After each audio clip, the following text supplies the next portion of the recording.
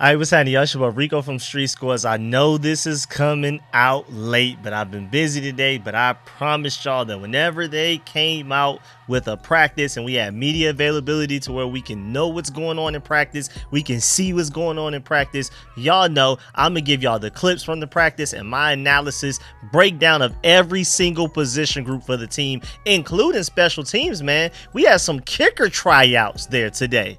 But of course, we got to talk about the fact that Jayden Daniels is officially starting. It hasn't been announced by Dan Quinn, but this was the first practice that he literally started from snap one to the final snap. Also, is Luke McCaffrey Christian McCaffrey? They're trying him out at running back a little bit. We're going to dive into that. We're going to take a look at their relative athletic scores in comparison, like I did when I did my Luke McCaffrey breakdown over a month ago. Also, apparently rookie second round pick defensive tackle Johnny Newton is cleared for light work. That's big news, man. That's our immediate pick right after Jayden Daniels. This is not just a random rookie. Also, Jeremy Chinn making plays. I'm going to talk about why I predict him to have a Pro Bowl level season, especially in this defensive scheme. And also, Terry McLaurin absolutely loves our new quarterback in Jayden Daniels. This is different than how he's hyped up other quarterbacks. There is a huge difference. We're going to dive into what the difference is when he's talking about these guys. He really loves Jayden Daniels. And if Terry McLaurin loves him, I don't see why y'all shouldn't as well, because he sees him practice every day. But we're going to dive into all of that and way more, because not only are we going to talk about every position group on the team, quarterbacks, running backs, wide receivers, all of that type of stuff, but we're also going to talk about the coaches and some other random interesting things that were centered around this practice as well. But before we dive into all of that, sorry for the long intro, make sure you stiff arm that like button, stiff arm the subscription button, and stiff arm the bell next to that subscription button so you get notification each and every time I release an informative and opinionated video just like this one. Again, any practice that's open to the media, I got y'all. It may come out late that night because right now it's 11:46 p.m. So by the time I actually put this out there, this will no longer be Tuesday, June 11th. It'll actually be Wednesday, June 12th by the time y'all get this. But either way, man, I got y'all. Of course, be on the lookout for rookie film sessions. And we're going to talk about this early on in the video. But just to warn you, man, there is a big gap of nothingness from the end of this mandatory minicamp practice of June 13th all the way until mid-July when we finally start training camp. So just to give you the heads up, I will be keeping y'all entertained. I'll be coming out with daily videos still, even though the Commanders will have a dead period. All the players are going to be like on vacation and stuff like that. But again, I'm rambling. Instead of wasting more of y'all time, let's go ahead and get into what y'all came here for. Let's get it. Adam.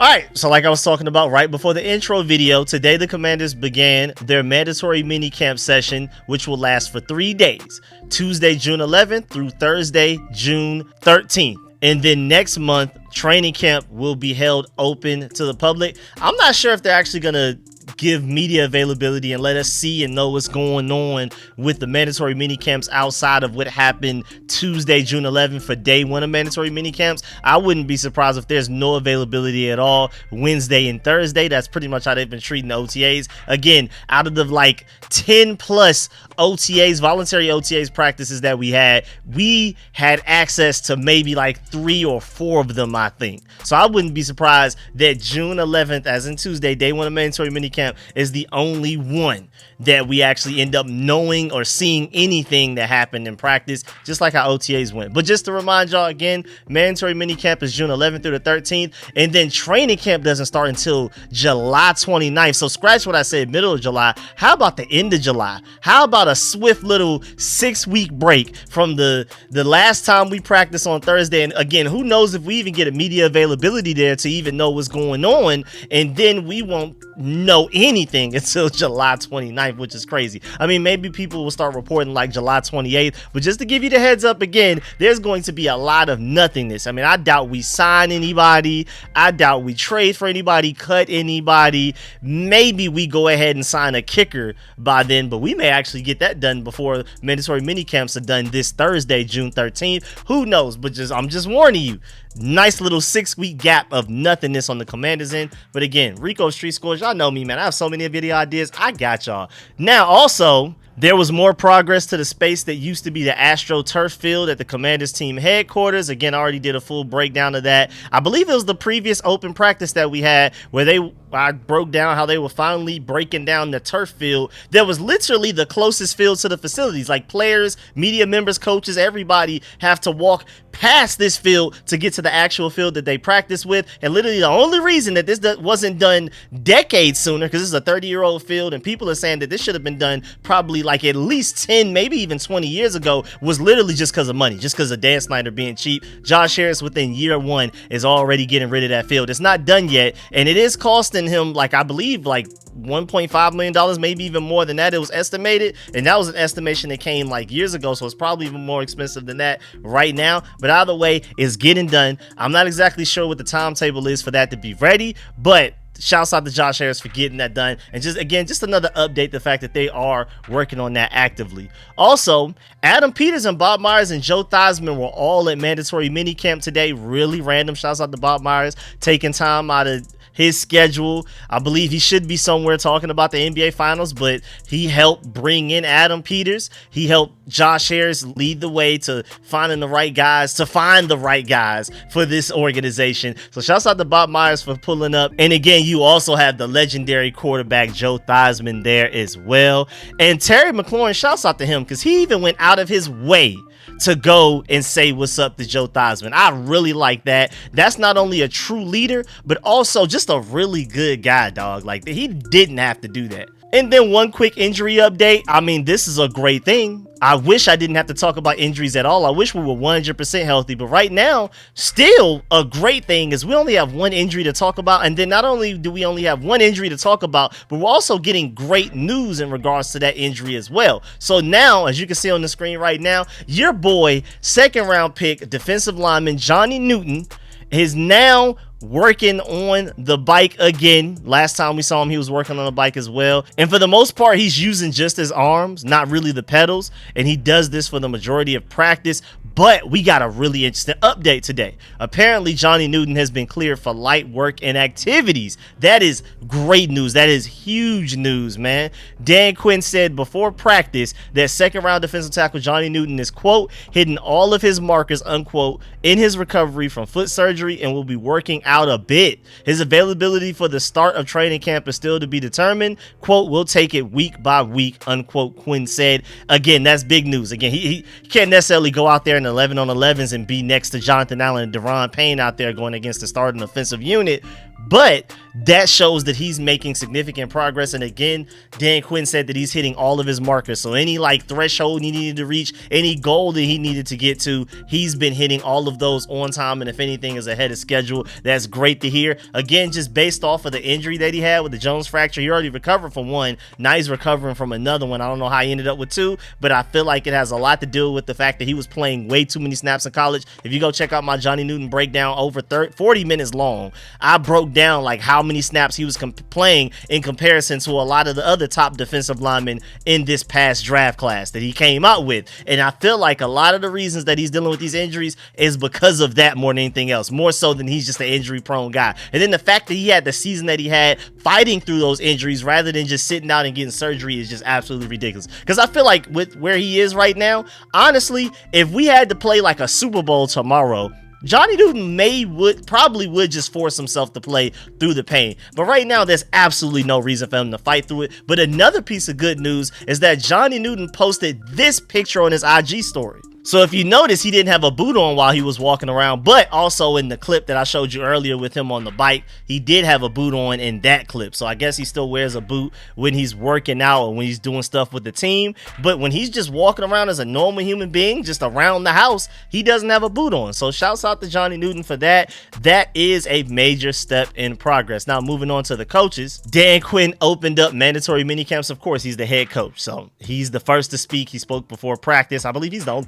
only person to speak before practice. A lot of people spoke after practice. Terry McLaurin, Nick Allegretti, a few people. But before practice, it was the Dan Quinn show to basically sound the alarm. Mandatory mini camps have started. This is day one. Let's get to it. But first of all, one of the most notable things that he said was that the systems for all 3 phases have already been installed. Now it's about getting a longer look at players in certain spots to gauge their potential. And NFL refs were here today to start mini camps, and I hope they're there for every day of mandatory mini camp and every day of training camp possible. Please always have the refs there as much as possible. We have Dave Gardy in the building, so if anybody can have any sort of sway to somehow get refs to show up to every single practice out of anybody on any NFL team, Dave Gardy probably has the most pull there. That's just another additional benefit to bring in a guy that used to be one of Roger Goodell's right-hand man to come and be a part of your organization. Again, I don't want to dive into a whole Dave Gardy rant like I typically do, but man, the job that he had before he came here is the job that all of these other people on different NFL teams, GMs and things like that, that's their ultimate dream job, their ultimate goal job,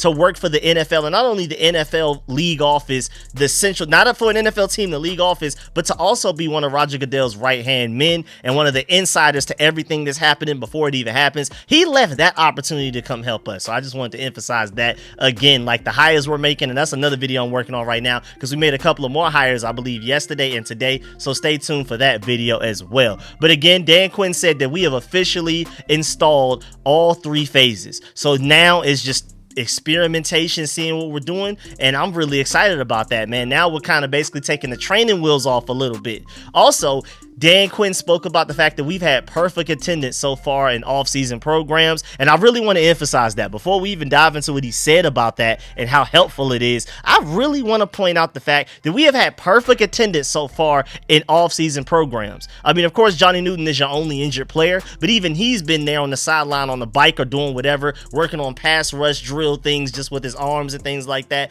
But even outside of that, remember in previous years, we had Cameron Curl and Montez Sweat at practice, but they weren't participating because they were holding out for contracts. Then you had guys like Chase Young that even skipped practice to go on Family Feud, and I believe that was mandatory minicamp, not even like a voluntary practice. But even through voluntary practices so far, we've had perfect attendance through everything. Voluntary, mandatory, anything, 100% the whole way through, perfect attendance. That is amazing. And so Dan Quinn spoke about it. He said having perfect attendance in off-season programs really helps the skill position players, if anybody, and maybe let them start faster heading into training camp. And that's a really interesting point. These skill position players, the wide receivers, kind of the tight ends, the running backs, the quarterbacks, having perfect attendance probably does expedite their development. They're gaining their chemistry with each other and things like that. So I'm super excited. Dan Quinn also said that it's not just a starting 11.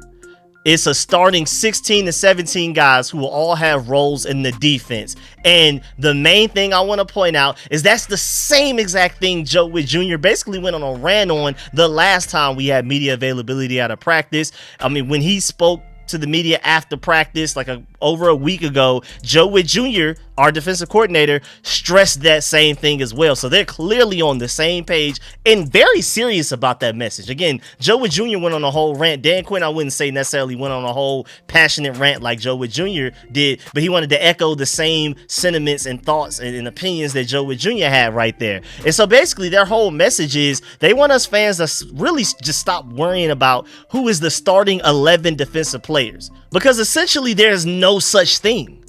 Like, there's going to be a heavy rotation of 16 to 17 guys that will all generally play around the same amount of snaps. So don't concern yourself with who's literally out there specifically for week 1, snap 1 of the regular season on defense. It's going to be a heavily rotational situation and also a heavily matchup based situation. Like, certain defensive players may play more than others depending on the offensive matchup that week. You just never know. So don't look at who the starting 11 is and just say, okay, that's our best group right there for every situation possible. It doesn't just add up like that at all. And then, because I mean, again, just to even point out the fact that, like, John Ridgway is a true nose tackle. I love Johnny Newton. I love Deron Payne. I love Jonathan Allen, but I prefer them as 3-techs, pure defensive tackles, whereas John Ridgway is your pure nose tackle. So even though he will not start, but when we really need to stop the run, 3rd and 1, 4th and 1 goal line, he's basically your starting defensive lineman in those situations because we really need him for that. He's great at that. Again, I love Johnny Newton, Deron Payne, and Jonathan Allen, but that's not their strong suit. They're great at disrupting and getting penetration through the offensive line and get into the quarterback, getting in the backfield to get the running back or whoever. John Ridgeway is just the guy that's great at eating up double teams and not moving back at all and just holding up two offensive linemen while the linebackers and the other defensive linemen are able to do what they need to do to disrupt the play. So again, and that's just the defensive line. We could talk about the secondary. We could talk about the linebacker group, depending on if it's an obvious passing situation, 3rd and long, or if it's 4th and 1. What linebackers do you roll out there? What safeties do you roll out there? Completely different situation. So again, don't read into that too much. Also, Joe Wood Jr. was asked earlier in the offseason about creating turnovers, and Dan Quinn said something similar to this today. Joe Wood Jr. said, quote, "The first thing is you have to have players that can catch the ball. That's the number one thing. And that might sound simplistic, but that's the truth," unquote. Again, Witt and Dan Quinn feel strongly about this, the way that they go after the jug machines, and the team has 4 jug machines right now. And again, it's the defensive backs using them. It's not just the wide receivers, running backs, tight ends. It's the defensive backs on the jug machines as well. You need to go out there and learn how to catch, because we need to create these turnovers. And hey, man, when the coaches that created the number 1 takeover defense in the entire NFL over the past 3 years straight says that that's a priority, learning how to catch, I believe them. This is not a situation where we have like a smart but unproven coach leading things with this organization right now. This time we have proof of product. We have guys that have produced results, and not just here and there, like not even on a game-to-game basis within a season, or even like a season-by-season basis where like one season Jack Darrell's defense would be elite, the next season terrible, the next season elite, the next season terrible. But with Joe Wood Jr. and Dan Quinn, they were elite all 3 seasons in a row that they were with the Cowboys together. They had elite takeaway production, literally the number 1 in the NFL, the best. So I'm very confident in what these guys are saying and their practice methods, the way that they're trying to develop these guys into gaining better catching ability. Let's do it. I'm all for it. Also, speaking of coaches and Dan Quinn, Terry McLaurin said that Dan Quinn and his staff have enforced effort and competition. That competition makes everyone better. It's a constant mentality that they're driving home, and I love that message and mentality. And there isn't just hype around the defensive coaches only. Cliff Kingsbury even has some pull going on as well, because Nick Allegretti right now, our projected starting left guard, we're going to talk about that when we get to the defensive line part of this practice breakdown, but he said, quote, "Knowing how much Pat Mahomes respects Cliff Kingsbury had me really excited to come here. Those two are so close," unquote. And you got to remember, Cliff Kingsbury was Patrick Mahomes' head coach back in college at Texas Tech, and then Pat Mahomes was a teammate of Nick Allegretti just last year for the Chiefs. So Pat Mahomes put in a good word for Cliff Kingsbury, and that's how we gained Nick Allegretti, potentially a pretty good starting left guard for this offensive line. So shouts out to Cliff Kingsbury, because it's not just the defensive side of the ball that has a lot of pull to be able to get guys like Frankie Louvu or Jeremy Chinn for less money than what other teams were offering on the table, or Bobby Wagner at this day and age, the only time he's ever played for a team outside of the Western time zone. Like, our defensive staff has a lot of pull, but don't sleep on Cliff Kingsbury as well. Also, moving on, you know that the Commanders had to bring some energy today, and this is how it looked today. And I don't know if you've noticed, but that boy Daryl Tapp, our defensive lines coach, is feeling it right now. There's so much energy on this screen, and Daryl Tapp is exactly who I would be if I was a coach for the Commanders during this drill, having the time of our life and not caring who sees. Now, moving on to the quarterbacks. And I'm not going to lie, we're only here to talk about Jayden Daniels. And to start it off, Mitch Tisler pointed out the fact that while Jayden Daniels was walking to the practice field, he had a basketball in his hand, which is really interesting. We already know how he is with a football. We saw him throw that pitch for baseball against my Atlanta Braves on Sunday, but now he has a basketball walking to the field. I am curious as to why he has that basketball on him, but who knows? I have absolutely no idea. Also, Dan Quinn said that it's important to see Jayden Daniels continue to show progress in the running the system. Done a good job of that so far, but need to keep executing. So right now, Jayden Daniels has done everything that you can ask of him, and now it's just time to keep putting in that work and keep going. Let's see some consistency. Let's see further development. Let's get better each and every day. But so far, every challenge that Jayden Daniels has basically had to deal with, he's basically hit it right on the mark. And then he also had more high praise of Jayden Daniels before the practice as well.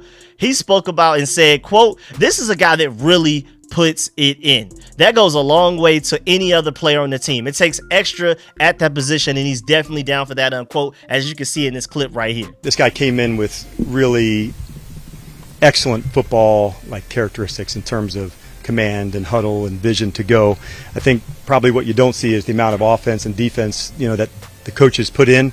And so for him to absolutely nail that and to go early to say, I have that, I have it, there was a lot of work put in from the studying spot. So I would say not only does the physical trait show up, it's the work ethic, I think, that goes behind. I think through the years and through the season, you guys will feel that and see that. Like, this is a guy that really puts it in. And so that goes a long way to any other player on the team to know that, like, hey, man, we're all putting it in at this space. But it takes extra at that position, and he's definitely down for that. And it's not just Dan Quinn hyping up Jayden Daniels and showing love for him and just being super excited that this is the quarterback that's going to lead us to the promised land. Left guard Nick Allegretti, who we talked about earlier, that came here because of Cliff Kingsbury, talked about in his post-game practice press conference that he prides himself on being one of the first players in the building each day, and said that Jayden Daniels has arrived before him every single time. And he even expounded upon that. To define early, Allegretti said that he's been getting here at 6:30 a.m. and Jayden's already dressed for practice by the time he's just walking through the door to enter, to get ready to go get dressed and things like that. Like, Jayden Daniels is not playing with y'all. And Jonathan Allen said something very similar to that a few weeks ago, where he said that he also prides himself being one of the first, if not the first, in the building. And Jayden Daniels has also beat him every day to practice so far. If there's anybody putting in the extra work, it is Jayden Daniels right now. I think he's been first to practice almost every day, if not every day. It's actually really crazy. And then it doesn't just stop there. Terry McLaurin also talked about Jayden Daniels after the practice. He said, quote, he's very charismatic, really personal. When you walk into the building, guys have no problem approaching him. He came in really prepared, does a good job of getting the most out of his reps. So every time they're doing anything, no matter how small, no matter how big, he's taking full advantage of the time and the reps that they're using to get better. I really love that level of maturity from a rookie quarterback. That's big time. But you can also tell that Terry absolutely loves Jayden Daniels. This is why this is one of my main talking points for this practice breakdown. I don't think I've ever seen Terry this optimistic about a burgundy and gold quarterback like this before. He's done a great job of talking up all of the other quarterbacks that he's had to deal with, but there's a difference with how he talks about Jayden compared to all of those other guys. John Com, who was at the practice today, even said that he noticed it in his post-practice podcast that came out after the practice. John Com said, quote, I haven't heard him rave about any quarterback like this since he's gotten here, unquote. And John Com also pointed out the fact that there's always going to be some excitement when there's a lot of new going on with an organization. But he also made sure to point out the fact that this is even different from that. And this is not just because of a new regime and a new quarterback. This is real belief and chemistry this time around. And Terry McLaurin clearly likes Jayden Daniels more than any other quarterbacks he's ever had to talk about. I mean, NBC4 Sports even pointed out the words that Terry McLaurin used to describe Jayden Daniels in his presser. Just this presser alone: charismatic, calm demeanor, approachable, prepared, open door communication, talented, humble, and confident. And speaking of that open door communication, Terry McLaurin said that there's an open door of communication between him and Jayden Daniels, and Daniels isn't afraid to use it at all. So he's open, like, let him know on the Jayden Daniels end, whatever y'all need to talk about, ask about, whatever we need to work on, fix, hash out, let me know. But also on his end, Jayden Daniels is also not afraid to reach out to Terry McLaurin and other guys whenever he has any questions. There's no ounce of nervousness. He's a leader. Love it. Soaking up any of the knowledge that he can get from all of the veterans and professionals around him. He's trying to be great soon. He's trying to have a CJ Stroud level rookie year, and I love it, man. And it's just crazy that, I mean, you can see the Jayden Daniels, CJ Stroud comps coming out of college, and the fact that they're also really close friends, I'm very excited about that. And then Terry McLaurin also said that Jayden's touch on his deep ball is amazing. So we can talk about the work ethic, we can talk about the off the field stuff, the leadership stuff, the intangibles, but then Terry McLaurin also said in his press conference that Jayden Daniels'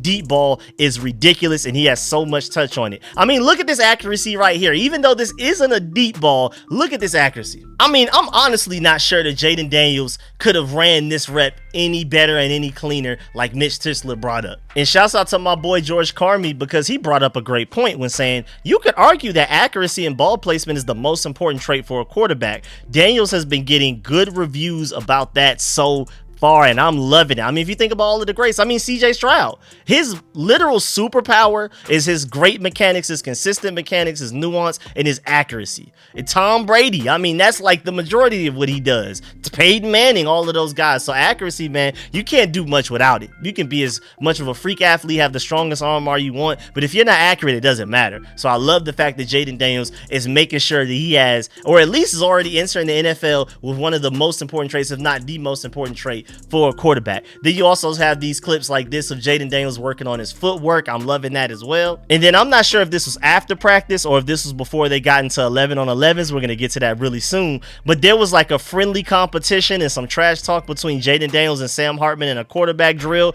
And Jayden Daniels killed him. And then watch how Jayden Daniels talks trash to him at the end of the clip, man. Love it.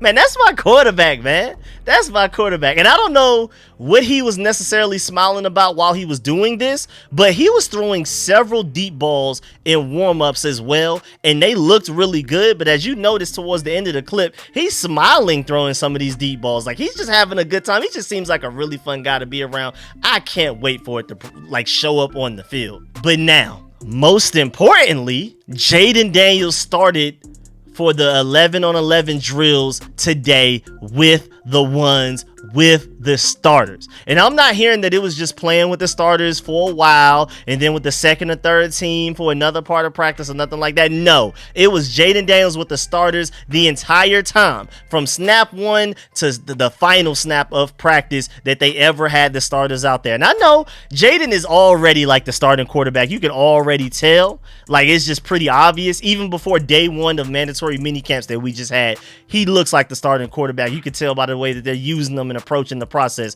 But I'm wondering, will Dan Quinn just go ahead and say it publicly by the end of mandatory mini camps, by the end of, like, by June 13th on Thursday, and just let him walk into training camp already knowing that he's a starter? Or will they just not officially announce it and make it be known to the public until we get to training camps or maybe preseason for whatever reason? I don't know. Just go ahead and announce it now. What are we waiting on? He's obviously the starter. You took him with the second overall pick for a reason. He already looks better than all of the veteran quarterbacks that are already on his roster, which is crazy because it's not even just about his athleticism, which we're going to talk about today. He was running today, y'all. It's not even just his deep ball accuracy, his ability to throw deep ball with touch and things like that. It's also the nuanced things. And I'm not necessarily surprised because I'm not a very big fan of Marcus Mariota either way, or Jeff Driscoll, any of those other quarterbacks we have on roster. But it's pretty crazy that your rookie quarterbacks, by just voluntary OTAs, by May, is already more nuanced. They're going through his progressions and getting the ball out of his hands quicker and finding the right read than Marcus Mariota, who's been in the league for what? Almost double-digit seasons now. Jeff Driscoll, who's already has started some games as well. Like, it's just crazy how far ahead in his development that Jayden Daniels is. But not only in his own development, but he's ahead of the other quarterbacks around him that have been in the league for several years already. He hasn't even played one snap so far in an NFL regular season. Yeah, it's crazy. And then also, my boy Linnell Willingham said that the play of the day to this point, Jayden Daniels with a beautiful ball rolling right on the move to De'Ami Brown, didn't even stop to set his feet either. And that was just real arm talent, like just pure arm talent, just something you really can't teach. And it was also apparently a great catch by De'Ami Brown as well, who had Emmanuel Forbes hanging all over him.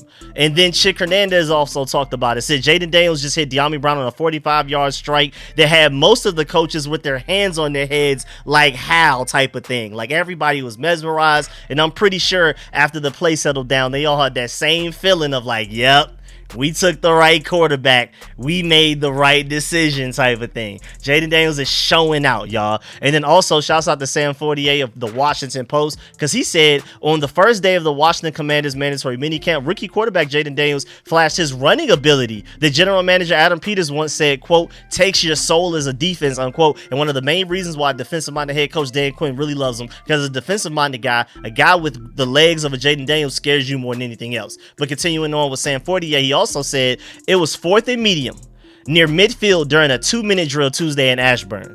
In the scenario, this is 11 on 11s, mind you, too. Like a regular game scenario outside of no full contact, no full pads, but it's 11 on 11. This is not 7 on 7s. There's not just random holes in the defense. This is 11 defensive players versus 11 offensive players. In the scenario, the Commanders trailed 21-20 and had to get in the field goal range. Daniels rolled right, found a seam, and picked up the first down. A few plays later, he walked off the field, having given his team the chance at a long field goal with 2 seconds left to win the game in this scenario. So shouts out, now we're hearing Jaden Daniels using his legs. I mean, at first they didn't want him to. I mean, we were running red zone drills and they were literally telling them, do not use your legs. I know in a real game scenario, in this situation, if it's open, you would use your legs and you would probably score a touchdown by using your legs, but we want you to focus on trying to read the defense, go through your reads, and try to deliver a ball in the tight windows right now. But now apparently they're opening it up now that we're in 11 on 11 instead of set. I understand why in 7 on 7s you wouldn't want him using his legs. It's kind of a cheat code. But 11 on 11s, I guess they're letting them rip. Use all of your talent that's at your disposal. Not only your brain, your IQ, your awareness, your nuance already, not only your arm, your accuracy, arm strength, but also go ahead and start using your legs, man. And Zach Selby said after practice that, speaking of Daniels' abilities, we saw the quarterback take off on some designed runs today. So Cliff Kingsbury cooking up some design runs for Jaden Daniels. Don't do it too much, but I like the fact that we're going to get it, because I was screaming at Eric Bieniemy to give up some design runs to Sam Howell. He could have been it. Even going back to Scott Turner with Taylor Heineke, why not have some sort of design quarterback runs? I know you're trying to protect the quarterback, but you got to at least keep a defense honest. So I'm really excited about that. Continuing with Zach Selby said, and while he isn't going to be tackled in practice, the talent he has with his legs is obvious whenever he carries the ball. It looks different. Has me very excited to hear that. Zach Selby also said the Commanders ran a 2-minute drill today, like we just talked about earlier. And Daniels looked more comfortable running the offense in that scenario than he has in recent weeks. So there you go. There's progress from Jaden Daniels. He's looked great, and he hasn't necessarily been extremely consistent, but at the same time, he's getting better and better and building on the good that he already is showing so far early on. Continuing with Zach Selby said, he completed passes to Jahan Dotson, Zacchaeus, and De'Ami Brown before spiking the ball with 2 seconds left to give the offense a shot at a field goal. One sign of growth from Daniels came from his third pass. Rather than force the ball to Austin Eckler, the running back, who was available on the screen underneath, Daniels saw that Eckler was covered and threw the ball into the dirt. In a similar situation last week, Daniels did try to force the throw, which led to a batted pass, which may have been ruled a fumble. So Daniels is learning. He's getting better. He's progressing. He's developing. Again, he came out right out the gate killing it, like already ahead of schedule, and the fact that he's already building on that as well, it's not like he's just plateaued. I'm super excited, man. I'm very optimistic about what we're gonna get with Jaden Daniels. And then running back wise, we don't really have much information from this practice other than the fact that Austin Eckler was out there with the ones a lot of the time. I'm assuming Brian Robinson was out there as well, but again, just like that 2-minute scenario I just gave you, we're trying to go down and score right now. Who was on the field? Austin Eckler, but we'll see. Maybe through training camp, Brian Robinson can take first seat in band for that instrument and eventually take them, even though there's technically no starting running back. Yeah, I think there's going to be like a healthy balance of both. We'll see if Brian Robinson ends up being the guy that they depend on in situational football more than the veteran and Austin Eckler right now. Now moving on to the wide receivers. And I know we don't get a lot of Terry McLaurin clips and info out of these practices. I know a lot of people are probably wondering what's going on. I know it would be nice to get those, but don't worry. He's still out there balling and making plays from everything that I'm hearing around the internet right now, per usual. Like, I mean, for him, it's really just like another day at the office type of thing when it comes to him. I mean, he's out there whenever fans and reporters do have access to practice. They don't really feel a need to even talk about Terry McLaurin because he's just doing what he always does. But Dan Quinn has some very high praise for him before practice. Quinn said Terry McLaurin is a hell of a ball player and, quote, he's been an excellent pro, unquote. Dan Quinn loves Terry McLaurin. He's thankful that Terry McLaurin is around and it's big time. Terry McLaurin also talked about himself after practice, and one really interesting thing that he said is that he's working on getting yards after the catch. So Terry McLaurin feels like, all right, I already got hands, I'm already one of the best contested catch receivers doing it. I make catches no matter the situation. I'm great at getting open. I'm a great route runner. I could be better, but we're going to work on the route running as well. But now I'm trying to work on my yards after catch ability, and that's going to make him ascend to the next level of wide receiver stardom. I mean, that's going to be unfair. Those are going to be the things that get some more highlights more often and making him more of a household name to even the most casual fans out there in the football world. And he said that that's literally near the top of his list of priorities right now. He's also trying to clean up some of his route running, and the results have been clear on film. So he even feels like he's getting better with his route running. He was already pretty nuanced. Him getting better at that is scary. But when he also talked about as far as trying to get more yards after the catch, he said he's been specifically working on a stiff arm move that he really wants to use this upcoming season for the remainder of his career. I'm telling you, yards after catch Terry McLaurin is literally unfair. That is just scary stuff for other defenses. And I love the fact that even though Terry McLaurin is already considered a top 15 wide receiver in the NFL, he's still finding ways to get better as well. I love it. Because if you're not getting better, you're falling behind. Because who got better going from one season to the next is all relative. Because technically every team got better. Technically. At least to a certain extent. Now, maybe some teams somehow found a way to get worse, but generally, the vast majority of the NFL got better from 2023 to 2024. Who truly actually got better is a difference that's relative. Who got much better than the other guys that only got a little bit better. And those margins add up. And a guy like Terry McLaurin becoming a yards after catch guy is going to be just yet another margin that makes us better going from 2023 to 2024 and beyond. So I'm super excited. De'Ami Brown also, like we spoke about earlier, had a great catch from a deep pass from Jaden Daniels as he rolled out to his right. And I mean, Emmanuel Forbes was on his back. A lot of people are saying that the De'Ami Brown just beat Emmanuel Forbes, but really Emmanuel Forbes was kind of there, but it was just a great throw from Jaden Daniels and a great catch from De'Ami Brown. But Zach Selby said that on that play, though, it may have actually been a sack if it was a real game scenario. It may have never happened, but who knows?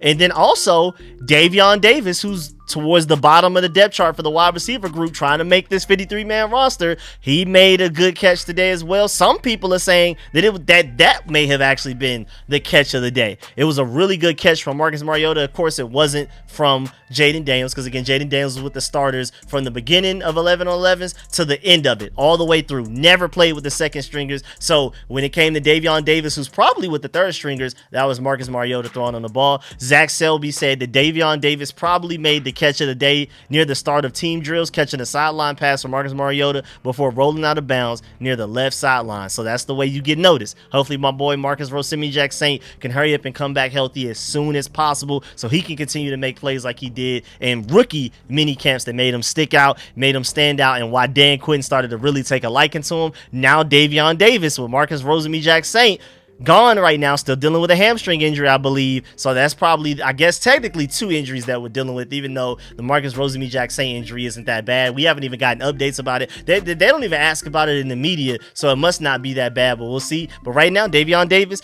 taking advantage of the extra spotlight that there is available right now.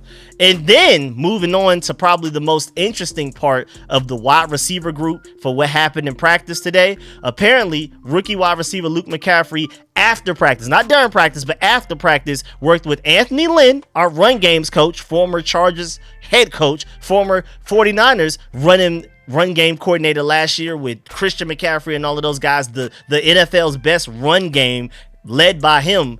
He had Luke McCaffrey after practice working on taking some handoffs. And I mean, is this our answer to the Curtis Samuel hole that left our team once Curtis Samuel left this offseason? A guy that can be both a deadly weapon down the field and behind the line of scrimmage? Like, is he going to be used like his brother?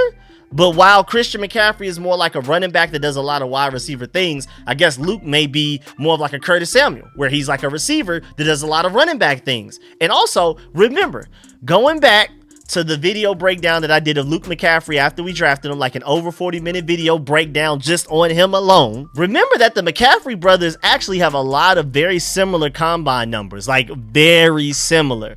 And if anything, Luke McCaffrey is actually the better athlete, especially if we're looking at receiver. Like, as you can see on your screen right now, comparing their relative athletic scores as receivers. Luke McCaffrey is a 9.44, Christian McCaffrey is an 8.41. And we look at Christian McCaffrey like this elite athlete that's just like, what do you do?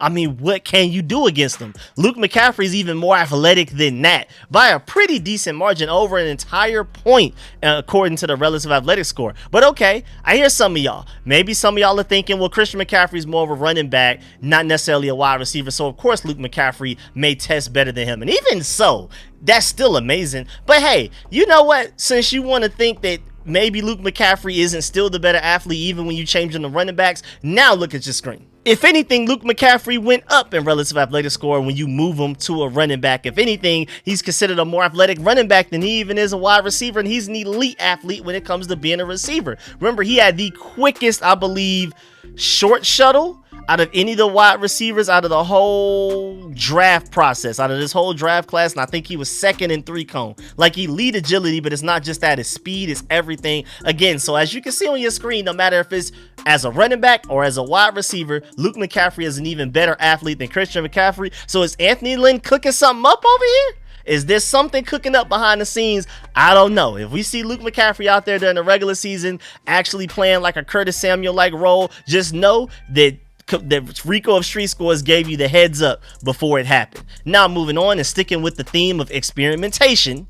Before practice, Quinn said the Commanders wanted to test certain players in certain moments. And during the 2-minute drill, the wide receivers were De'Ami Brown, Olamide Zaccheaus, and Jahan Dotson. Because they're already confident in Terry McLaurin's ability to execute 2-minute drills very well, but they want to see how the other guys handle it. Because that will play a role in not only which receivers will make the team, but also who plays the most out of the guys that do make the team. So they're trying to see who's going to separate themselves for the rest of the pack. And I like that. I actually really like that. And then also, Jahan Dotson made a really nice catch on a throw from Jaden Daniels that was a little low, as you can see on the screen right now. So just like Terry McLaurin, there's like a certain expectation that, yeah, they're going to do well in practice. So that's why people don't really talk about them. And so I just wanted to provide y'all a clip of the fact that Jahan Dotson actually is making plays out there. There's some physical evidence of it right there. Now moving on to the tight ends.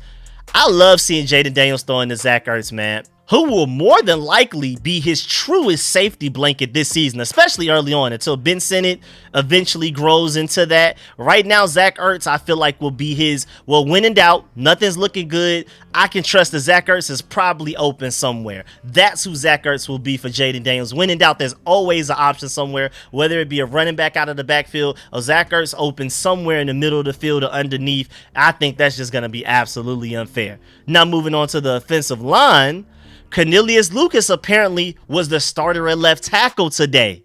That's kind of like ring the alarms. Cornelius Lucas, our starting left tackle as of today, is interesting. Now, granted, just to break it down, Trent Scott is your answer if you want to run the ball a lot, as far as who you start at left tackle. But Cornelius Lucas is your answer if you want to throw the ball a lot. Trent Scott is better at being a mobile left tackle. They can get to the next level. They can pull in certain run design plays and things like that. But Cornelius Lucas is your better pass protector right now.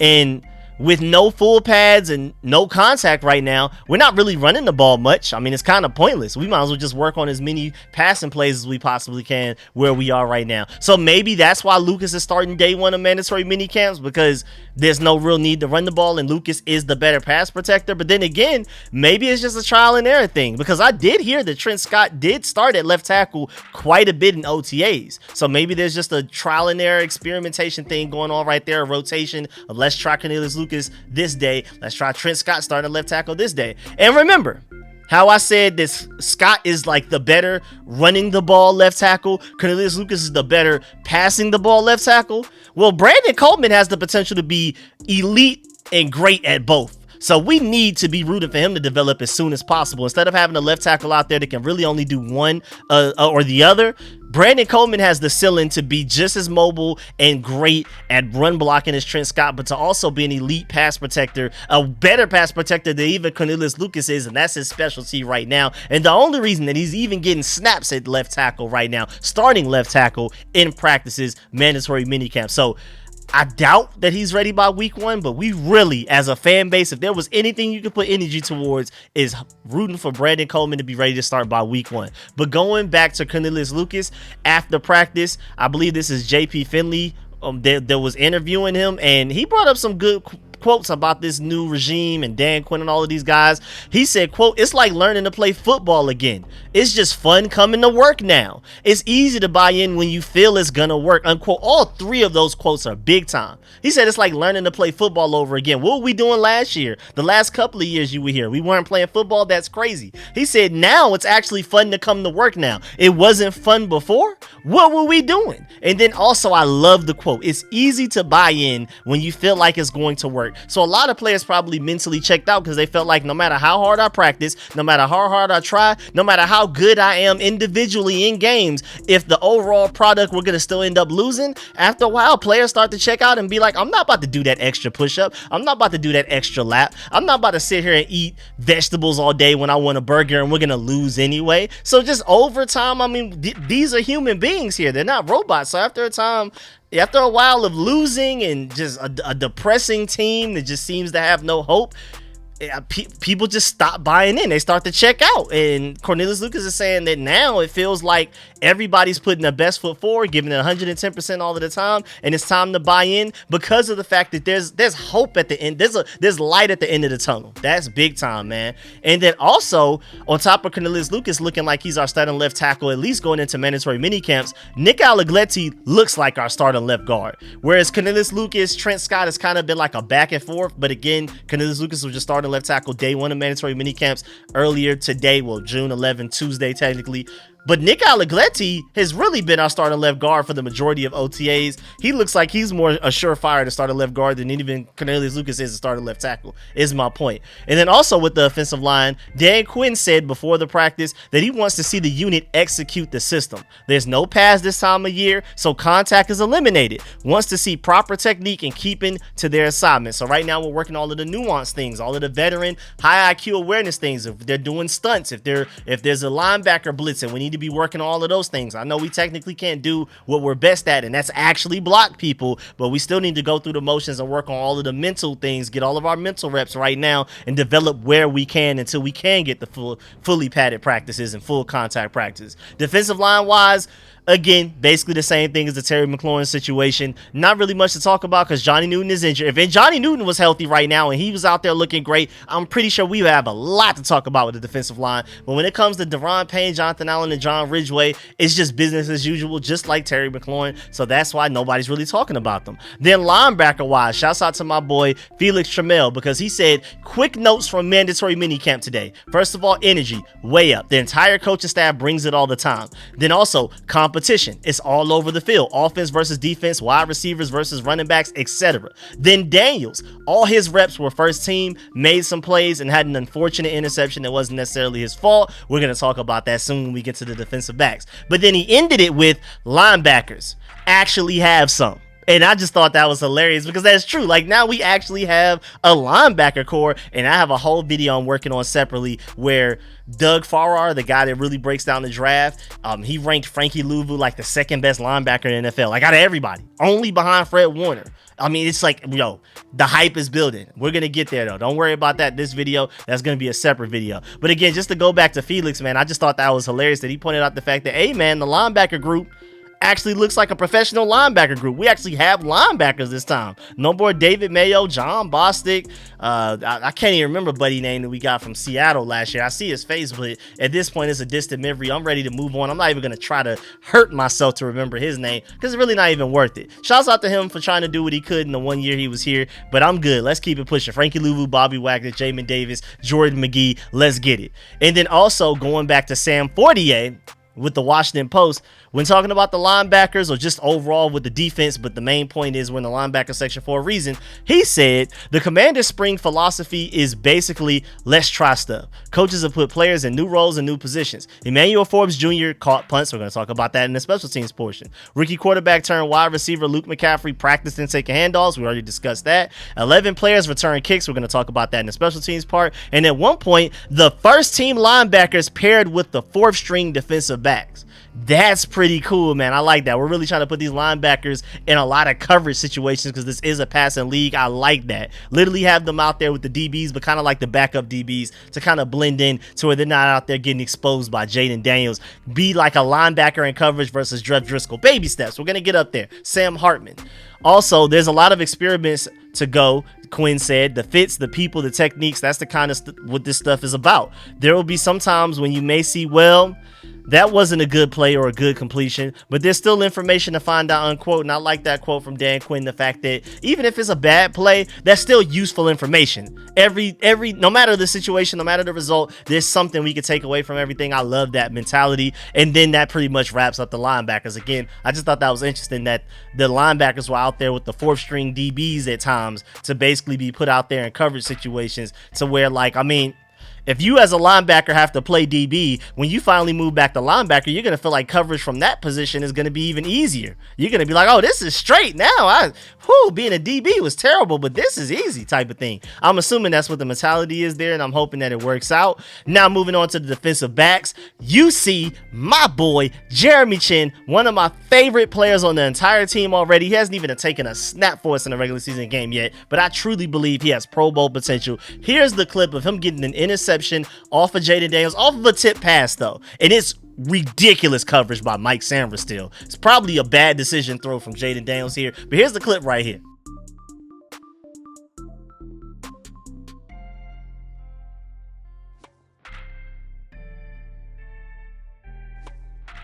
So again, Jeremy Chinn off of a tip pass, got an interception off of Jaden Daniels, and I'm telling you, listen to me now, believe me later. He's about to have a Pro Bowl level year in this defensive scheme, especially with the elite athleticism that he has, the ridiculous ceiling that he has, and then this defensive scheme with this defensive coaching staff. He's due to go like cause havoc and break onto the scene and become a household name. I'm telling y'all right now. I'm gonna do a deeper breakdown on this in another video, but Chinn already talked about how motivated he was in an interview a few weeks ago, but he also recently admitted that he took less money to come here over teams like the Steelers that offered him more. Pro Bowl year on the way, y'all. I'm telling you, that belief in this coaching staff is just not for no reason. He didn't take less money to come here rather than go to the Steelers, who already have a really good defense for no reason. I'm telling y'all, he knows this coaching staff is going to have him in the right situations. If they literally use him how they used J-Ron Curse last year, he's literally just a way more athletic, way higher ceiling, straight up just better J-Ron Curse. Or you can even go back to the days of Cam Chancellor. Deploy him like a Cam Chancellor. I'm telling you, it's going to be dark for opposing offenses, man. I'm warning you right now. And that 1 year prove it deal about to get proven. I'm telling you, I'm expecting him to cash in on big money in the 2025 offseason. I'm just hoping that it's with us. I'm expecting a big season. The hope is that after having that big season, he wants to re-sign with us with the coaching staff that got him there. But again, I also want to point out the fact, let me show the clip again, because that was Mike Samra still, who you could argue ran the route better than Luke McCaffrey on that play. I don't even know why Jaden Daniels threw that ball. And continuing the conversation and theme of experimentation, Sam Fortier said, quote, there was a dizzying number of combinations at safety today. Percy Butler, Quan Martin, Jeremy Chinn, Derek Forrest, and others. There were just so many safety rotations out there. They are truly experimenting, but it goes back to my point that this safety group is underrated, like very underrated. You can argue it's one of our most talented, at least deepest position groups on the entire team. We may not have like a true veteran presence like how we lost Cameron Curl, or you still have Justin Simmons out there that's still available as a free agent. We may not necessarily even need him because the talent from the first guy to the last guy, you could argue that's probably our most even kill, good from top to bottom position group out of the entire team, because I worry about the wide receiver depth. Right now, we're still worried about offensive line starters, technically. Backup quarterbacks, I'm not too sure about them. I don't like Marcus Mariota, Jeff Driscoll, or Sam Hartman. I mean, running backs, I mean, there's some question marks there. We're talking defensive line. I mean, edge rushers right now, you know what I'm saying?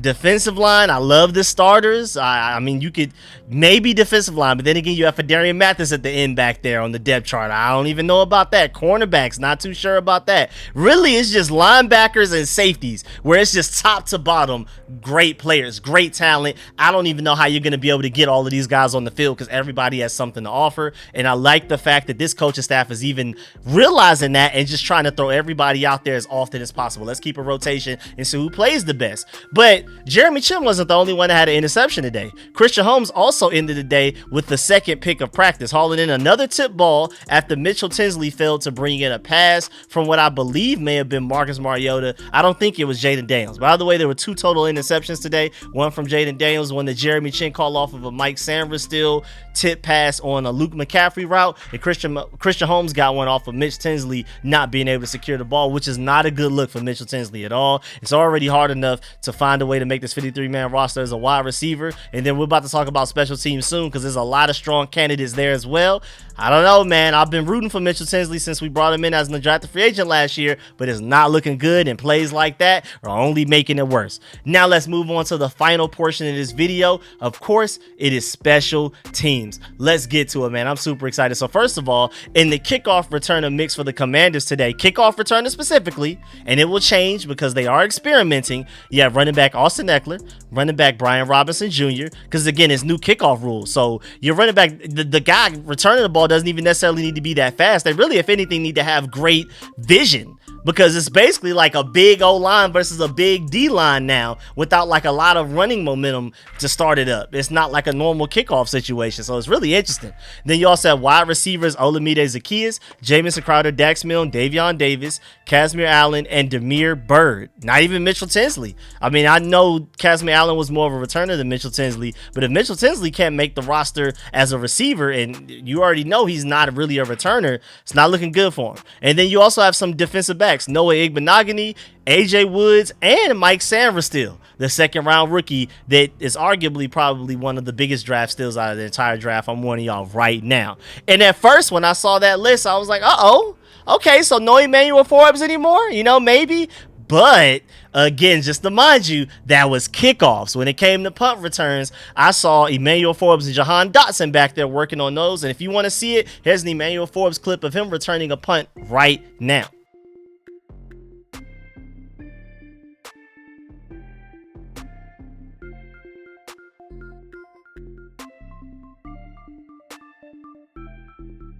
And I'm not going to lie, he actually looks pretty good at it. I mean, I don't necessarily want him doing that, but you never know. What if he just has this untapped potential to be a great returner for us, and then he also works out at corner? I mean, that could be a huge surplus of value right there, but we'll see. Who knows? But going back to the actual kick returners, not the punt returners, I'm hearing a lot of praise for Olamide Zaccheaus. Like, as you can see on this clip right now as I'm talking, you see him looking pretty explosive in this new kickoff rule environment with the new kickoff way that it's done and the kickoff drills they're doing in practice right now. He looks pretty good, man. Is he our leader for starting kick returner? Who knows? Maybe Jamison Crowder's back there as well. Again, it's a heavy competition with several names that I just gave y'all earlier. We'll see who ends up actually winning those two spots, because that's going to be a strong indication as to who makes this final 53-man roster.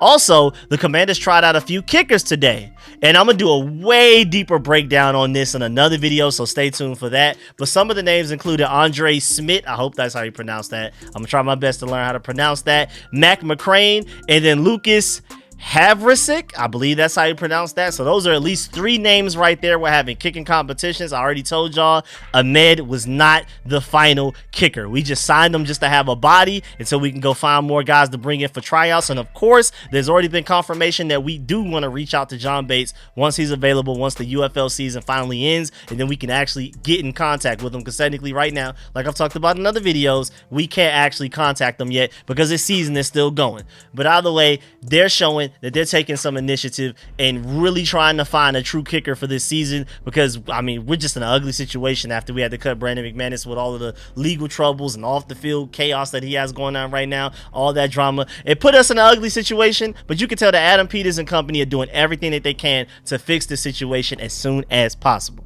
But yeah, man, that's the end of this video. Please get in the comment section. Let me know how you feel about everything discussed in this video. Please stiff arm that like button, stiff arm the subscription button, stiff arm the bell next to that subscription button so you get notification each and every time I release an informative and opinionated video just like this one. Again, like I promised, every time we have a practice where we get to see or know anything that comes from it, I got y'all. Didn't necessarily expect this video to reach a whole hour, but hey, man, I just have fun. It was a lot of information to process, and hey, man, it is what it is. I hope y'all enjoyed it. I hope y'all liked the fact that this video was this long. I try to do very thorough breakdowns. I try to show y'all the clips and everything. So make sure y'all stay tuned for more of those. If they allow us to see and know what's going on in practice tomorrow, as in Wednesday, June 12th, well, technically today, by the time y'all are watching this, I'll keep y'all updated on that as well. And if they do the same thing for Thursday, I got y'all in a video just like this one for that as well. So make sure you stay tuned for that and plenty more videos. Again, after Thursday, it's an ugly dead period of 6 weeks of absolute nothingness for the Commanders. But again, I have y'all covered. I'm still coming out with a video, at least one video a day. I'm about to start kicking up the call-in show live stream, so stay tuned for that. We're probably going to do like a regular schedule of like once a week or maybe once every 2 weeks. So definitely stay tuned for that. I really appreciate y'all. Of course, let me know in the comment section how you feel about everything discussed in this video. What were the most interesting things about this video? Who's starting to left tackle for us right now? Luke McCaffrey being used as a running back like his brother. Terry McLaurin loving Jaden Daniels more than any other quarterback he's ever had to deal with so far, even though we haven't even played a game yet. Jaden Daniels already improving on top of how good he already was coming right out the gate. Let me know how you feel about everything discussed in this video. Johnny Newton, you know, being cleared to actually do some light work now and all of that type of stuff, and not having to be in a boot while walking around his own crib. Let me know how you feel about all of that, and I really appreciate y'all. I'm gonna try my best to read and reply to as many comments as possible. I'm gonna catch y'all later. I'm out.